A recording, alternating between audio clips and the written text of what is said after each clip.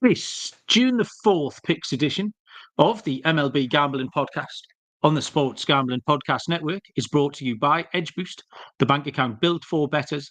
Sign up today at edgeboost.bet with promo code SGPN and get a free Refs Are Terrorists t-shirt. Claim your shirt at sportsgamblingpodcast.com/refs. We're also brought to you by Naira Bets. Get your $25 free bet for the Belmont by going to nairabets.com/SGPN25. Promo code SGPN25. Welcome, everybody, to the MLB Gambling Podcast on the Sports Gambling Podcast Network.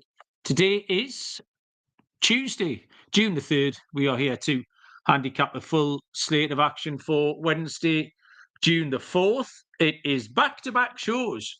The Monday special is now a Tuesday special. Dylan must be doing something. Joining me for the second time in tonight, it's a pleasure, Mr. Lonte Smith. Lonte, how are you? Pretty good, Mal, man. We got the ironic time of we handicapped the games yesterday, and it's the same games today, so basically just handicapping the pitchers. Yeah. But yeah, hopefully we can get some wins today, and then it'll roll over into tomorrow. So I'm looking forward to it, man. I hope you're doing well also. We've been talking about that in the comments. There's a few people here already waiting for the show, and we've been talking about it is difficult when there's four hosts and the schedule changes. People have got things to do, but when you have that back-to-back spot and nothing's changed, I mean, there was 7 games on Monday. Before we did the show yesterday, Lonte, I kept saying I keep finishing one game under 500 every day, and I went 3-4 again. And I still don't really know how, because the one that killed me was the Giants to beat the Padres. The Giants limit them to 1 run, which was the handicap. And 9 times out of 10, they'll score 2. Yep. And they couldn't. And it was 3-4. Even the games that looked like going way over before I went to bed, Angels scored 6 in the top of the first, and that one got a bit hairy. The Marlins Rockies was on 5 in the second inning, and that only just scraped over in the end. So even the ones that looked like easy winners, I struggled a little bit. But I feel confident about our Monday pick, so we can back it up with this tonight. We got a few faces in the chat tonight. Jason was first in. Eli joined him as well. And we've got a couple of faces that are new to me. 3-time has joined us 3-time. Welcome along. Nice to have you. And Bennett, read as well. Bennett is a Diamondbacks fan. Yes, Bennett, the Diamondbacks were firmly on the naughty step for me last week. They did get me knocked out of the Survivor, the season-long Survivor. The D-backs were my 3rd strike. So, yeah, I'm not particularly pally with the D-backs at the moment. But we'll get stuck into these games. Let me tell you first, the Stanley Cup final is here. The Hockey Gambling Podcast is giving away a NHL jersey and $200 in SGPN gift cards. Enter for free at sportsgamblingpodcast.com/Stanley Cup. Wednesday's cards, sorry. We've currently got 4 games off the board, including the first 2 we're going to handicap here, which is a little bit of a drawback. I don't know why Colorado Miami's off the board. I've seen the pictures listed all day. Plenty days ball, thankfully, for me to get my teeth into. So we will do our very best, starting with a nice and early first pitch, 12:10 Eastern, between the Colorado Rockies and the Miami Marlins. It is left-handed pitcher Kyle Freeland for the Rockies. For the Marlins, it will be Cal Quantrill. Unfortunately, as I said, no lines on this one. If you can say any, Lundy, shout them up. But I don't think there are any. Colorado made it to 10 wins last night. I did state last night there should be 7-1 every night to win. And they looked beat when I went to bed, and they managed to fight back and get 1 on the board. So they've eventually hit double digits.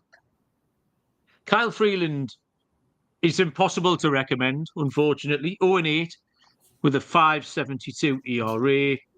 Colorado really are quite impossible to recommend. The fact that they won a game kind of makes me like them even less. Do you know what I mean? Because that's it for the week now. They've won one, and I'm going to have another 10 nights off. and they'll get one next Thursday when you least expect it. So the chances of them going 2 out of 3, depending on what happens on Monday night as well. So the road record has improved to 4-28. Still not something I'd be rushing to the window for. Only 2 of Freeland's 12 starts didn't end in run line defeats. So 10-2 on the run line. Cal Quantrill has quietly been a little bit better this month. He's had 5 starts last month, 5 starts in May with a 3.18 ERA. And I'm happy enough to take Miami to cover the run line. Quantrill is 7-4 covering that run line. And like I say, Freeland is 2-10, the opposite way around. So, yeah, I'll take Miami to cover a handicap, Lonte. Yeah, so I see Miami minus 130, plus 110 for Colorado, 8.5 total, even money to the over. That's what I see on FanDuel. Minus 130? Yeah, I think that's low as well. That's a great price. Yeah, it is. So I like Miami. I like them in the first 5 as well. I'll lay the half a run. I like the over. You talk about Freeland. I mean, he's not won a game since September of 2024. He's got 6+ hits in 7 straight games. Quantrill, you talked about, has been really good. In his last 3 starts, he's allowed 4 combined runs, 2.70 ERA in that span. At home, he's had 2 or less in 3 straight. And this was against San Francisco, Tampa, and the Dodgers. Now I know San Francisco's offense has not been good as of late, but that's still a decent offense metric-wise. Quantrill does have length issues, but I mean, I don't trust Freeland at all. I think Miami can put up 4 or 5 in the first 5 innings and have Quantrill pitching comfortable where he's not afraid to make a mistake or 2, maybe give up a base hit or an extra base hit to get a run across for Colorado. But I do like the over. I think Miami's too short. I'll take Miami first 5.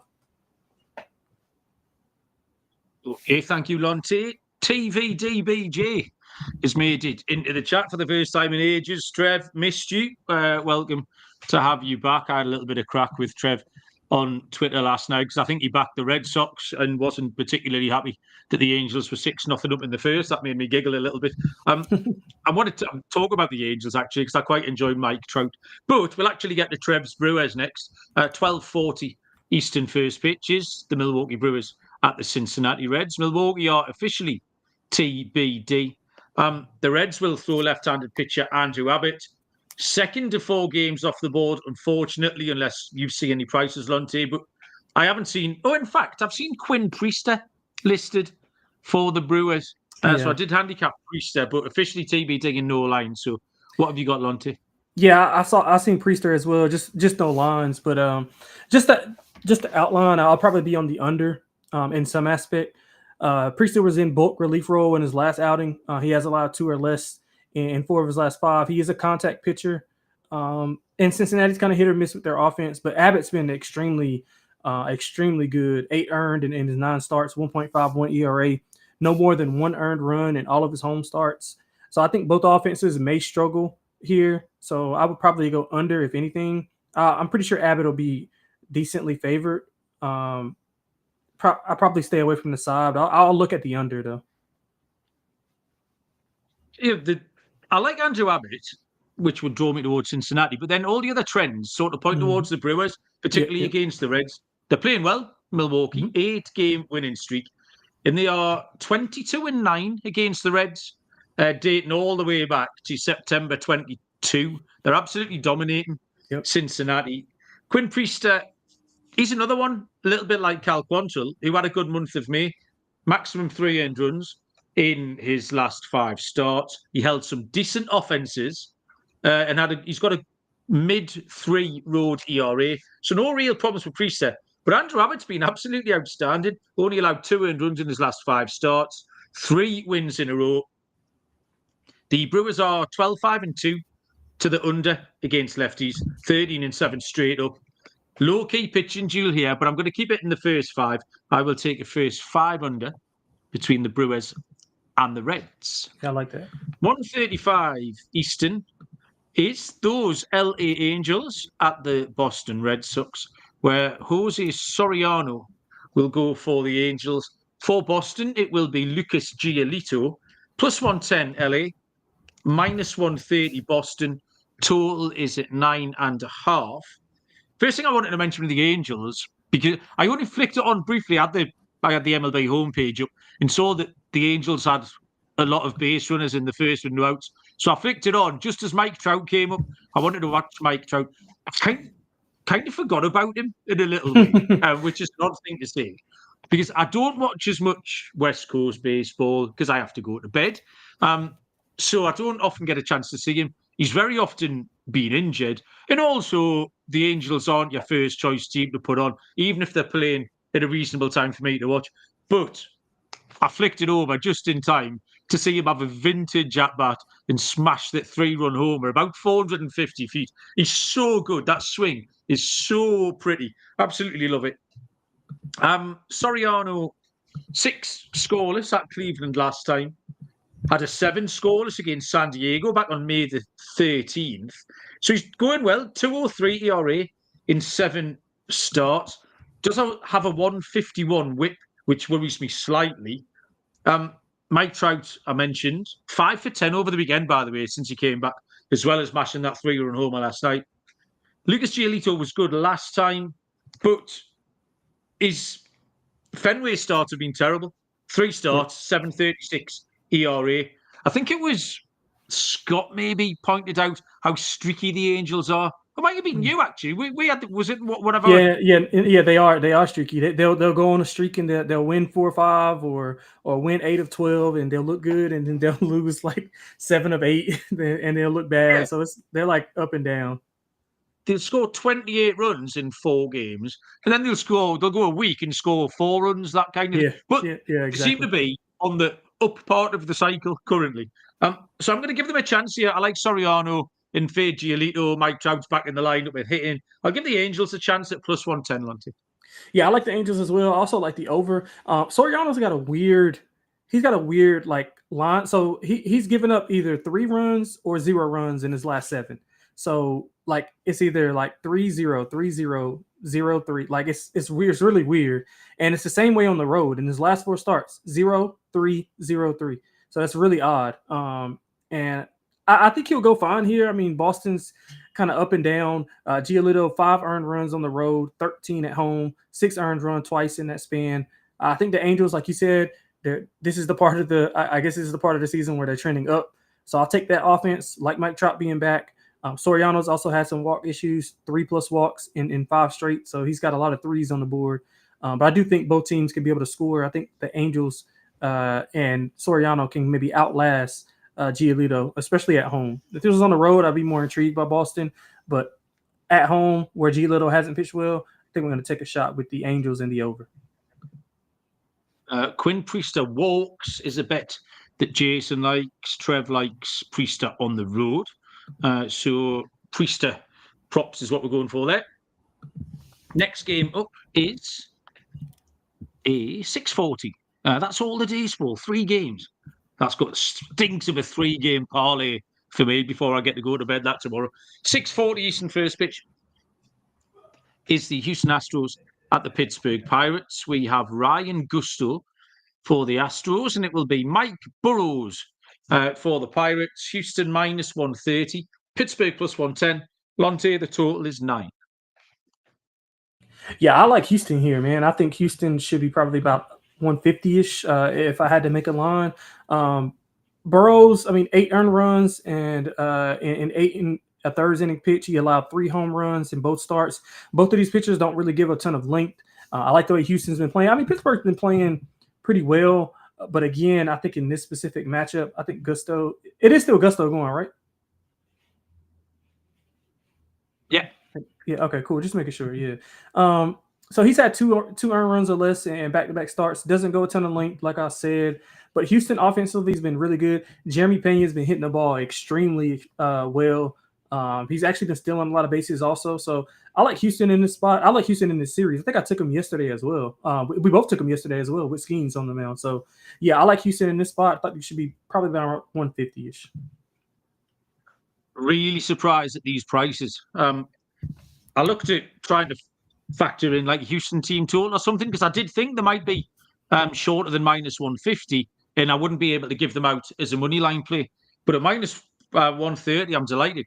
Them in Miami at the top of the at the top of the card there, minus 130. That's definitely a little parlay in the offing there. Gusto, he's kind of bouncing around between the bullpen and starting, a little bit of long relief here and there. He'll go 3 or 4 innings tops. He's only got one bad appearance. Mike Burrows has had 2 appearances so far, both short, 4 earned runs in both, a 156 whip, not particularly promising. All the total trends point to the under, but I was loath to take the total. It was just a bit of a contradiction there. Now I've seen the prices though. They can get the Mike Burrows. That's not a problem. Houston minus 130. I think it's a lovely bet. We move on. Let me tell you about Edge Boost, the first ever bank account built for bettors, ensuring all gambling transactions are approved. No usage fees, no minimums. Earn cashback rewards. 100% approval for all betting deposits. Sign up today at edgeboost.bet. The promo code is SGPN. If you sign up this week, you'll get a free Refs Are Terrorists t-shirt. Go to sportsgamblingpodcast.com/refs to claim your free shirt. Underdog is going long for the NBA Finals with their extender bonus. Hop in game 1, and the longer the series goes, the bigger the bonus gets. The thing to do here is head to Underdog Fantasy and use our code MLB SGPN to claim a special pick and first-time deposit offer up to $1,000 in bonus credits. UnderdogFantasy.com, MLB SGPN. And finally, Naira bets for the Belmont Stakes. A great offer here. Use the promo code SGPN25. You get a $25 free bet plus a $200 deposit match bonus. And whether you're a seasoned bettor or just getting started, Naira bets makes it easy to jump in on the action. This exclusive offer is just for the Belmont Stakes, so don't wait. Join now. Claim your free $25 Belmont bet today at nairabets.com/SGPN25. I did my homework today for the Belmont Stakes, and as luck would have it, I've got all the winners, so not a problem. I worked it out, so you people don't have to. I'll be on the show tomorrow with Sean and Ryan, and there'll be an article on the website as well. So yeah, winner, exacta, trifecta. Don't you worry about it. It is all under control. 6:45 Eastern first pitch. 2 left-handed pitchers will go between the Chicago Cubs and the Washington Nationals. It is Matthew Boyd for the Cubs with Mackenzie Gore on the bump for the Nationals. Plus 115 Washington, home underdogs. Minus 135 the Cubs. Total is at 8.5. Matt Boyd had his best start for a while last time, but it was against Colorado, so it doesn't really count. It's hard to say that Boyd is in any way back. He's got a 3.73 road ERA. Mackenzie Gore has had back-to-back excellent starts again. Every time I forget about him or don't want to bet him, he keeps dragging me back in. Mackenzie Gore, 2.64 home ERA. The trends were all conflicting over, under, win, loss, starting, pitching, all that sort of thing. The Cubs trending to the over, the Nats are trending to the under. I like Gore better than I like Boyd, but I'm not hugely keen on the Washington bullpen, so I wanted to take that out. I think Gore can give them a chance here. Washington first 5 as an underdog, Lonte. Yeah, I like Washington also. That Cubs offense does scare me, and Gore, he has a tendency to give up a lot of contact. Although he leads the majors in strikeouts, he's still pretty volatile when it comes to that. He's had 8+ Ks in 6 of his last 8 starts, but he has allowed 2 or less in 4 of his last 5. He's coming off 6 scoreless at Seattle, 6 combined hits in those last 2 starts. So he has been a little bit better avoiding the contact and guys getting on. But Boyd, he's been steady on the road. I mean, not good, not bad, but 2 or less in 4 of his last 6 overall. This was kind of close for me, Mal, to be honest with you, but I'm just going to take the plus money with somebody I think is the better pitcher. I like your first 5 angle, kind of to take the bullpen out of it because the Washington bullpen has been a disaster. And Mackenzie Gore, if he does have it going, he can go 6 2/3, 7 innings. So let's go with Mackenzie Gore and the plus money for the Nats. Okay, everybody wants a little piece of the Nationals as Gio has joined us in the chat. Gio, welcome along. Nice to have you. Next up is a 7:05 Eastern first pitch between the Cleveland Guardians and the New York Yankees. Luis L. Ortiz for the Guardians, with Clark Schmidt going for the Pinstripes, who are -184 home favourites. Cleveland +155. The total, Lonte, 8.5. Yeah, I said yesterday this is going to be a Yankee series, so I'm going to continue to trend here. I think Smith can get some revenge, a little bit of revenge. He was roughed up by Cleveland in the April matchup. 6 earned and 4 innings pitched on 7 hits. If you contrast to that, Ortiz wasn't. He was mediocre, 4 earned and 4 1/3. But again, I think the Yankees are in better form than Cleveland is right now. Ortiz has been more consistent as of late compared to early in the season, but his hit rate's still fluctuating. He has allowed 3 earned or less in 4 straight, but it's 0-3 in that span, which shows that Cleveland's offense is kind of not getting it done. I don't really worry about the Yankees offense, especially against Ortiz, who they've seen already, had decent success against him. Smith's had 4 straight quality starts, has not allowed more than 3 runs in 6 straight. That streak started after the Cleveland game. He's also allowed 2 or less in 4 straight at home. So he's been really dialed in at home. Yankees play well at home. I'm going to take the -1.5, Mal, on the Yankees to get it done. Team ride, Lonte. Lots of pointers for that pick you just made. Ortiz isn't pitching badly, 4.40 ERA, but big home road splits for him. And his 6 road games resulted in a 6.39 ERA, 27-17 strikeout to walk rate, which will tell you kind of where we're at with Ortiz a little bit.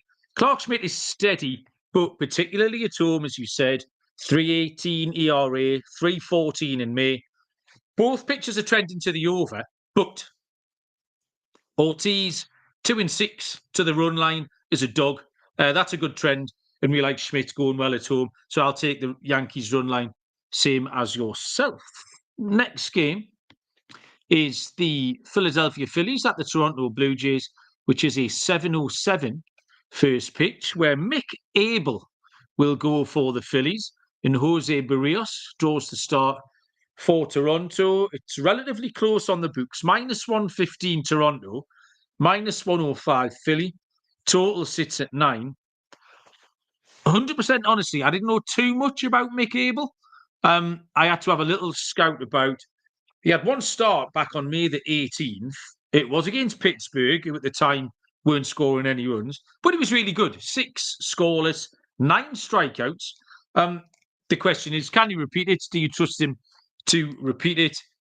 I do. Like, the show in general has like taking these pitchers in early spots before the books catch up with how good they actually are, or indeed before the league catches up with them and they drop off a little bit. These early games is a good time to get them.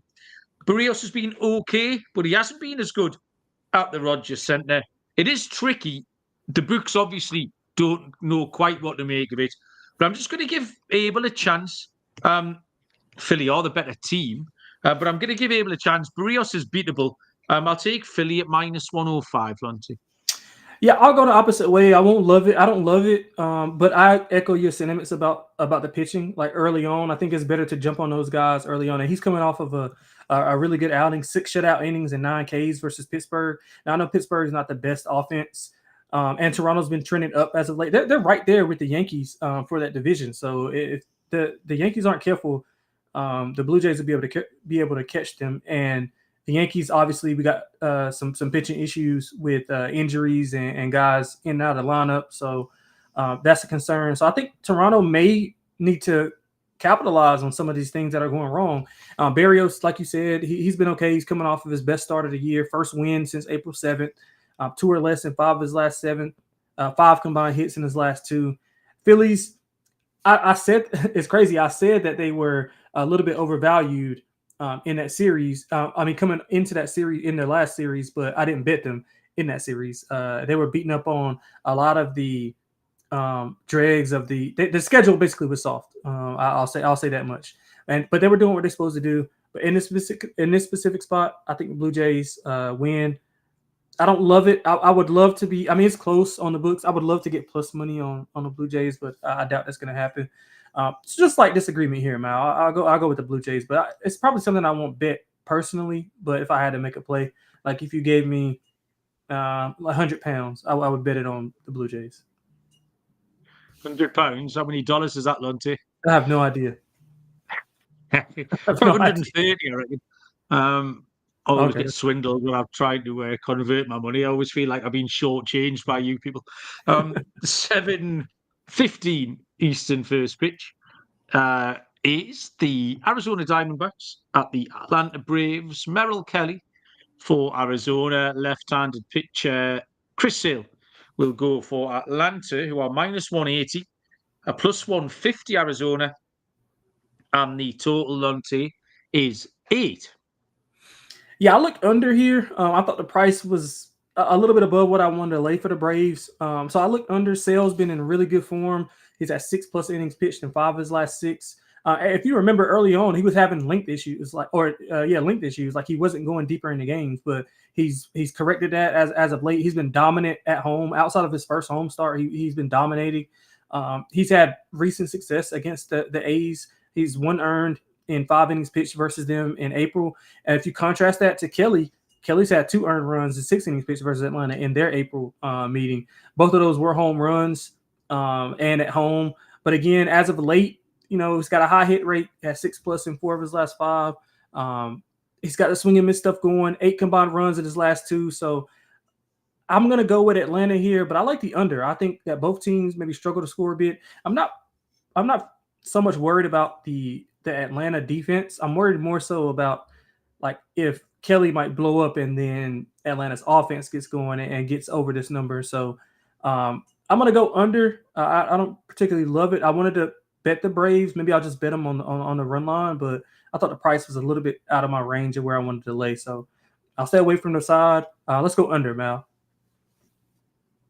Well, Lonte, we've got back-to-back crossfires here because I've taken the over. Yeah. Merrill Kelly was struggling lately, does look vulnerable, has given up 4 earned runs in each of his last 2 starts. Mm-hmm. Chris Sale's outstanding against last time. 4-0 career against the Diamondbacks with a 2.57 ERA. There weren't many positive trends here. The thing that got me to really push this over was Sale's BABIP. He's rocking a really big BABIP, which has to regress. I think there's got to be some runs coming. So I think Kelly looks vulnerable. Sale is going to regress a little bit. And I don't like the Arizona bullpen. They're rocking a 5.28 ERA. So I just thought all of those things combined might scrape us over. Again, wasn't a strong feeling. Those 2 games, that in the Phillies Blue Jays, I agree with you, would be way down my list of things to pick. Circa fantasy football giveaway. What a stunning prize. This is your 12-person league. We'll draft in a cabana at Stadium Swim and be treated like VIPs for the day. Limo ride from the airport. $5,000 tab for your draft at Stadium Swim. There's a Legacy Club party, all sorts of things for you and your 11 league mates to enjoy. You can always get 15% off at all Circa properties with the promo code SGP15. Enter the Ultimate Fantasy Football Contest for free at sportsgamblingpodcast.com/circa. That's sportsgamblingpodcast.com/CIRCA. And you've heard us talk about Rhythm before, but they just dropped a game-changing feature called Power Trends. These are AI-detected patterns where Rhythm's model is consistently won and has a high ROI. For example, a strikeout prop that's hitting 59% of the time when the line and win probability hit a certain range. Power Trends are updated daily and exclusive to Rhythm. Download the Rhythm app. Get your 7-day free trial, sportsgamblingpodcast.com/rhythm. And finally, mybookie.ag, your place to bet on every sport, including the NBA Finals. MyBookie's got loads of locations available for customers. Crypto for really fast payouts. Head to mybookie.ag, promo code SGPN for a 100% deposit match up to $1,000. T's and C's apply. That's mybookie.ag, promo code SGPN. 7:35 Eastern. First pitch is the Texas Rangers at the Tampa Bay Rays.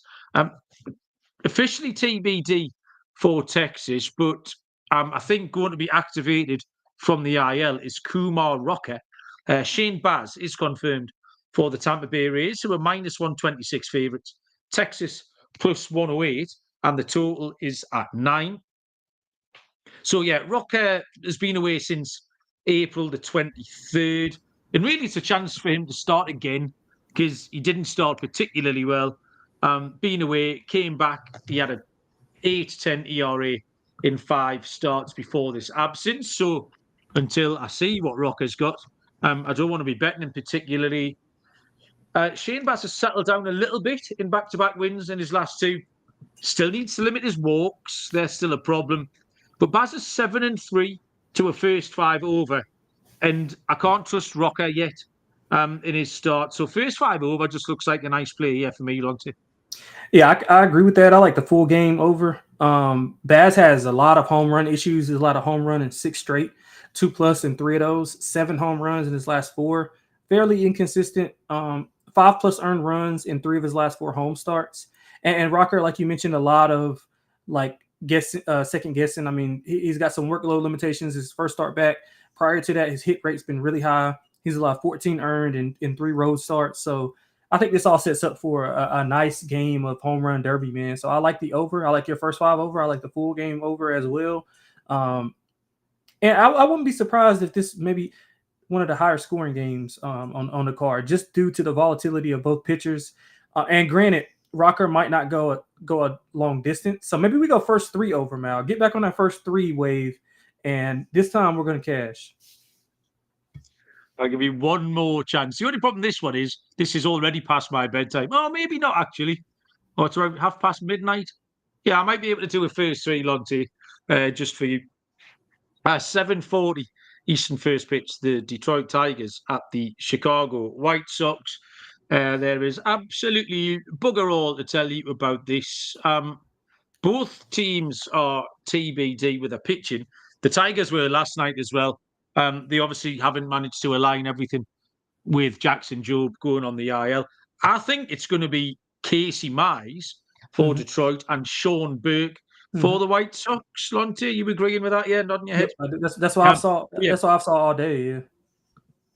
But I've got no lines on those. Yeah, so no lines. Give us your thoughts on this game, even though we haven't got any odds, Lonte. Yeah, I'll be looking at the under, specifically the first 5 under as well. Burke's been really good. You know, Chicago's got a lot of guys that I like. It's just that they don't have a ton of I don't know. They just don't mesh well together. Because we talked about the White Sox yesterday with the pitcher, your guy. Was it Shane Smith? Yeah. So they got a couple of guys, man, and Burke's been really good. I mean, he has had some walk issues, but 2 or less in 5 of his last 6. Mize has been. He's not been as sharp on the road, but he's only allowed more than 1 earned 3 times in 9 starts. So he's been pretty good. I know Detroit scored a ton of runs last night, but I like this game to go under, man. I might even look at the White Sox first 5 as well, with Burke being so good early on. I've written down White Sox first 5, but I feel like I write that every night. Every time. I don't know what's wrong with me. Because I look at it's Shane Smith, it's Burke, or Cannon sometimes gets it up a bit. Yeah. And I don't know if we're just at this part of the cycle where I've been doing Monday and Tuesday shows so I end up with the 2 kind of serviceable pitches as well. But I was just out myself. I'm so pleased you said that out loud, Lonte, because I felt like I was going mad that I'd keep going White Sox first 5. I do like the under. Kerry Carpenter went a little bit nuts last night for the Tigers. 3 home runs for him. Tell you what's going to make a little difference to Detroit as well. Parker Meadows is back, outfielder. Fairly under the radar, but a little bit of a glue guy, just knits everything, does a little bit of everything for Detroit. Mize is going along great, 6-1, 282 ERA, 140 in WHIP. Detroit 7-3 in the last 10, 19-13 on the road.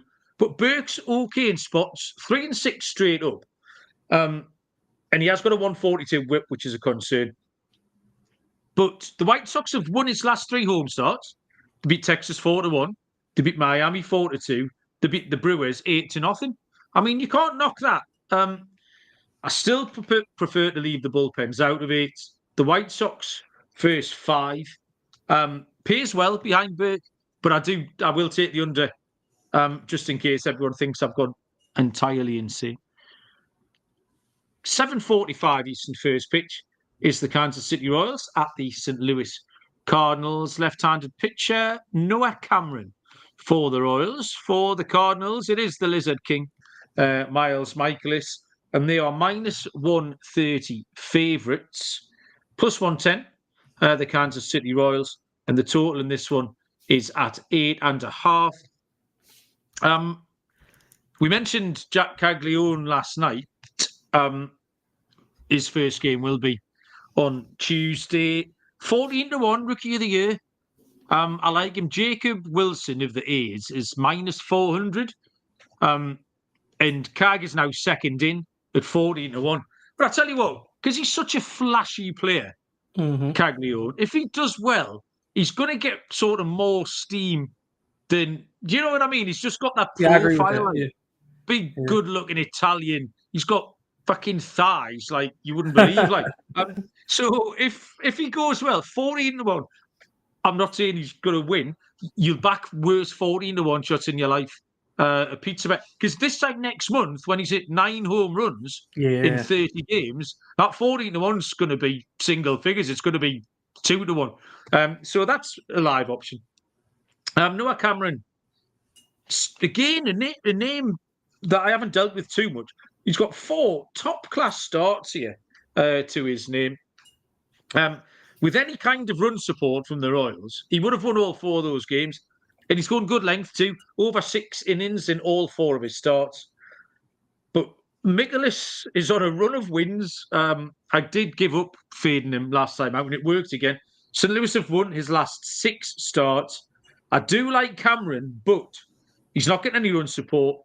The Cardinals are good against left-handed pitching. And Michaelis is on this cheeky little winning record. I don't want to get away from it. So I'll take the Cardinals at minus 130, please. Yeah, so we're gonna kind of disagree. I'm gonna take the Royals. I think Cameron's been okay. I mean, 6 innings in every start he's pitched. No more than 1 earned allowed all year. Michaelis has been good as well, so I won't disagree with you there. His hit rate is down despite allowing 9 hits in his last start. He's a little better on the road than he is at home.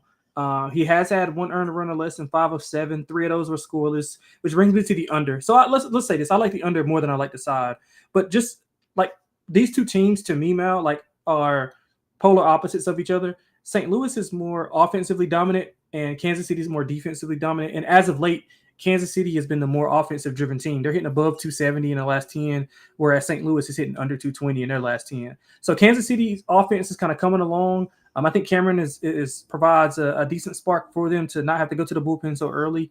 So I'm going to take a shot with Kansas City. I like the under as well. 2 of the 3 games earlier in the year did go under. It was 4 combined runs in the last 2 meetings, so those went way under. So let's go Kansas City and let's go under here.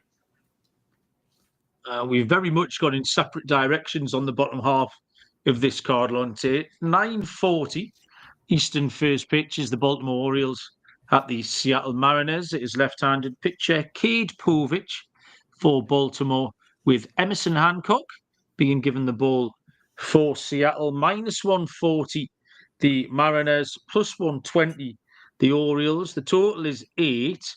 And I know what you're going to pick here, Lonte. So tell us all about it. And then I'll let you know if I was right. Yeah, man. I like Baltimore here, man. I thought we talked about it yesterday. I'm big on Baltimore this month. I think they've been going in the right direction. Maybe those games against the White Sox and the Rockies kind of helped them confident-wise. But offensively, they've been a lot better. The pitching has to get better. And, I mean, I don't know if they have the horses to do so. But Seattle in this spot, I think Seattle's kind of hit a little lull in the season where they're waiting on some guys to come back. And they'll be a bottom team for me probably next month or when they get those guys back. But Hancock's not been good at all. I mean, 5.64 ERA. He's got a high hit rate, 6+ Ks in 4 of his last 6, 5 home runs in his last 4, which goes right into why I think Baltimore should be able to have offensive success here. They're hitting 250 in their last 10, 260, in their last 10. They're 250 versus righties, so pretty good against righties. Povich has been kind of up and down. It's like a mixed bag. It's kind of some good, some bad. 3 earned or less in 4 of his last 7, but in those other 3, he allows 17 combined. So it's literally a mixed bag. I'm going to go Baltimore at the plus money, and I'm going to go over because I think both pitchers are volatile. Like I said, I think Baltimore offensively should be able to get going against Hancock, who's not been successful as of late and allows a ton of contact. And I think Baltimore offensively is the better team as of right now. Seattle's kind of downtrending on the offense. So let's give me Baltimore at the plus money and give me the over. Was the pick I thought you were going to make, Lonte, so I'm pleased about that. But you've also taken my play, which is the over.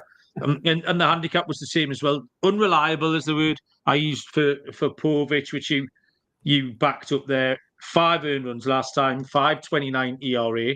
Has been better on the road. Gives you a little bit of hope for your Baltimore pick, 3.04 ERA. Yep.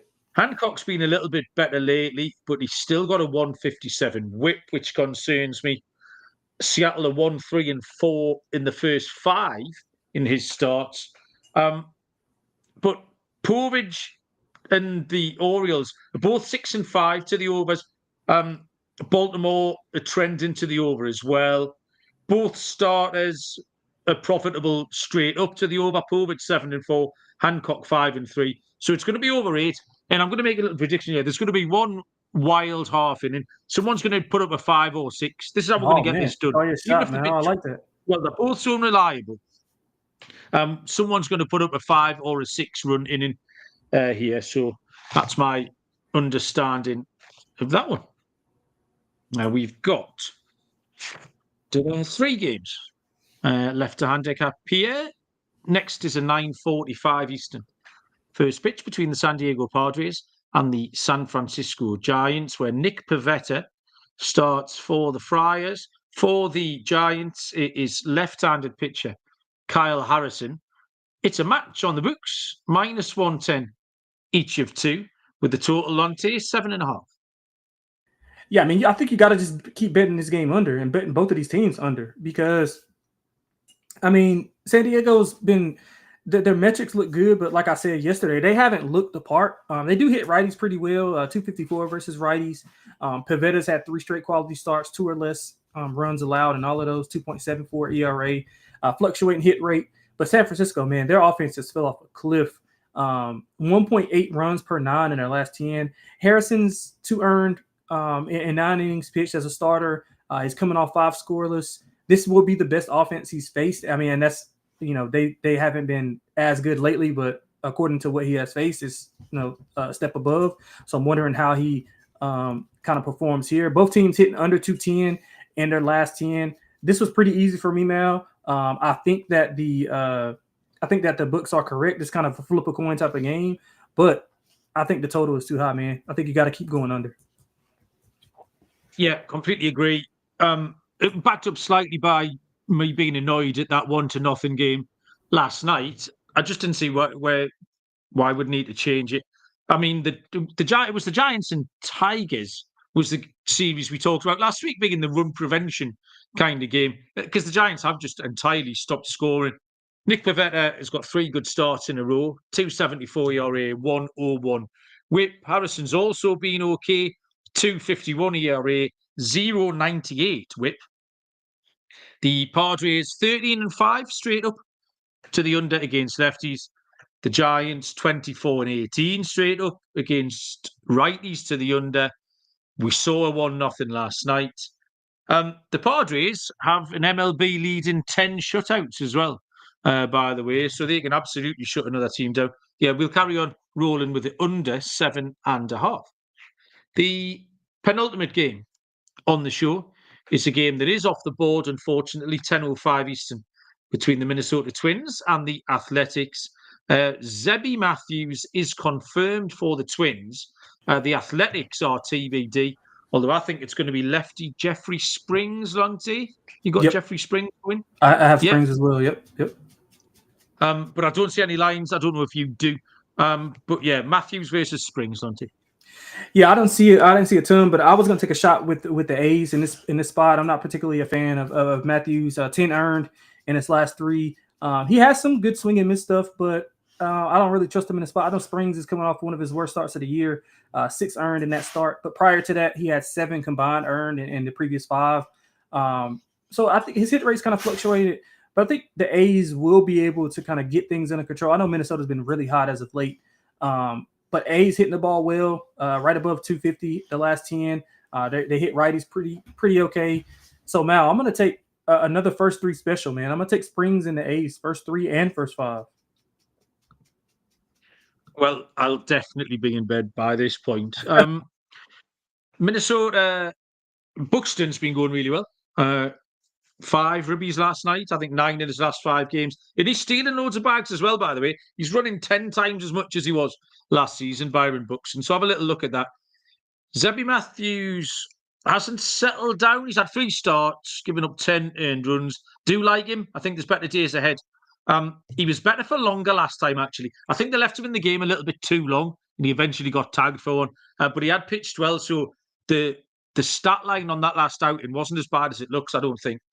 Jeffrey Springs had been going well until his last start, but he's really struggling at home. He's got a 5.88 ERA. So with Matthews going over, the Athletics have a strong over trend against righties. I don't know what the line is, obviously, but I think there'll be runs in this game. Final game on the card.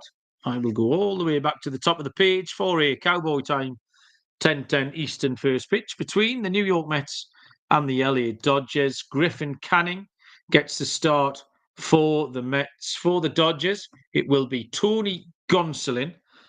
-150 faves, the Dodgers. +125, the Mets. Total is 9.5. The Mets won in extras on Monday night. Paul Blackburn, who's a pitcher we liked a lot on the show, back from the IL last night through 5 scoreless. So that was good to see, and good news for the Mets going forward. Griffin Canning had been going okay, but his last 2 starts were poor. 8 outs and 9 outs, 3 earned runs in both, and he walked 4 batters in each of those 2. So a sign that everything not quite right with Griffin Canning. Tony Gonsolin has also been poor lately. He's given up 13 earned runs in his last 3 starts. He's also walked 14. So if you want to get some walk props on both of these tomorrow, this could be a long old game if they're going to keep walking batters. Both pitchers giving up base runners. I actually prefer the Mets in this spot, but I think we can see runs. We talked last night about how the Mets top 3 in the lineup are going a little bit better. Shohei Ohtani, 17 homers in his last 31 games. That's a madness. Absolutely flying. So the total's high, but it's high for a reason. And I think it's a shootout here. I'll take over 9.5, Lonte. I like over as well, Mel. I mean, the Mets are averaging about 4 runs in the 4 matchups versus the Dodgers this year. You talked about Gonsolin's not a guy that I particularly like. He allowed 4 home runs in his last start, still won that outing. Just shows how potent that offense is. He's allowed at least 4 in 3 straight, like you brought up. He did allow 4 in 5 innings pitched versus the Mets last week, 13 hits in his last 2 games. So that's been up. But the Dodgers offense, man, just too good. 272 versus righty, 6.1 runs per 9 against him in that span. Canning's, he's been okay, some walk issues, but he's been fine. He's got a low K rate, fluctuating hit rate.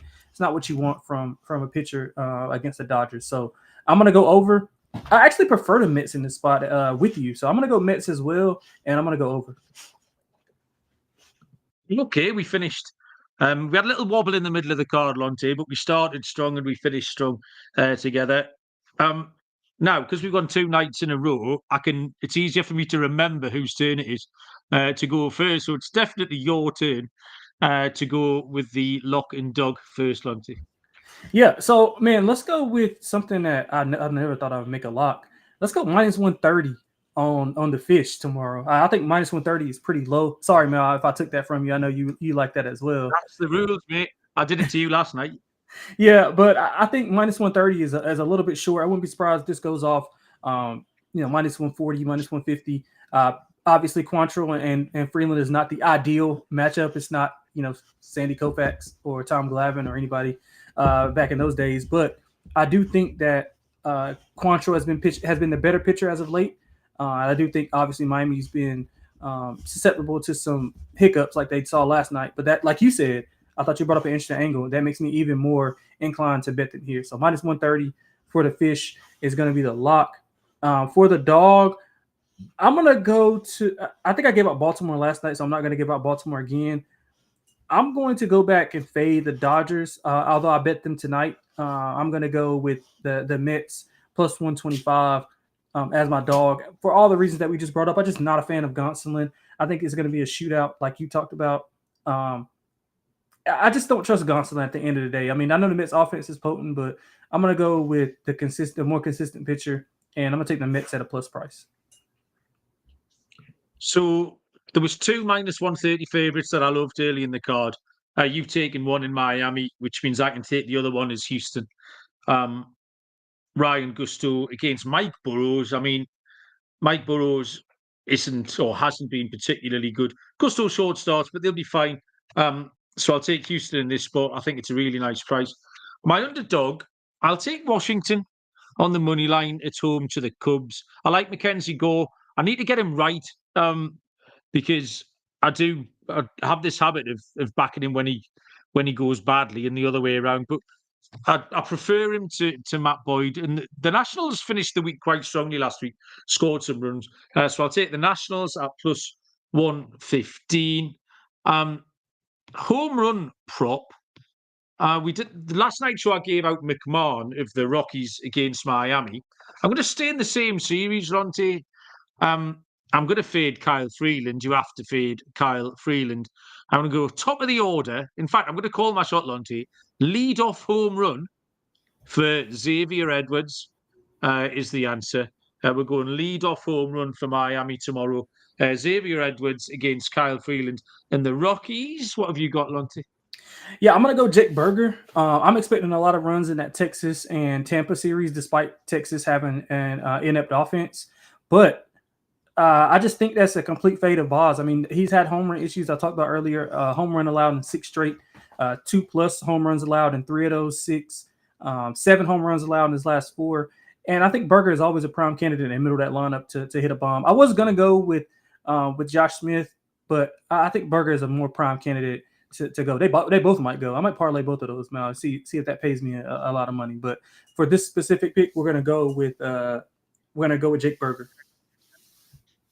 You know, I'd never need any encouragement to take Jake Berger. He was very much one of my guys. I was disappointed when he was sent down earlier in the season, but he's back and looking okay. And I squeezed him into some fantasy lineups this week, so I'll take a home run if there's one on offer. Lonte, we did it. Nice and tidy. Is there anything else you want to tell the people before we let them go? Nah, man, I'm hoping that we can have back-to-back good nights, man. We've been getting shot. I do the NBA show, and we got a couple people in there who were shouting us out for doing pretty well. So, man, that's thanks to everybody for listening, man. Yeah, and man, definitely just appreciate it. But it's a long season, man. It's a long season. It's gonna be a stretch where I can't buy a winner. So, just glad to keep everybody afloat. So, yeah, I'm looking forward to more Monday, Tuesday spots, man. Yeah, me too, mate. Thank you very much. Thanks, everyone who joined us in the live YouTube. And if you listen to us on whatever podcast platform as well, we do appreciate it. Try and get in the live if you can. It's good fun. Yeah. It was nice to see some new faces in there tonight. Good luck with all your bets. Don't forget the Belmont Stakes show tomorrow. We'll try and give you some winners on the ponies. And we will see you all down the road. Cheers.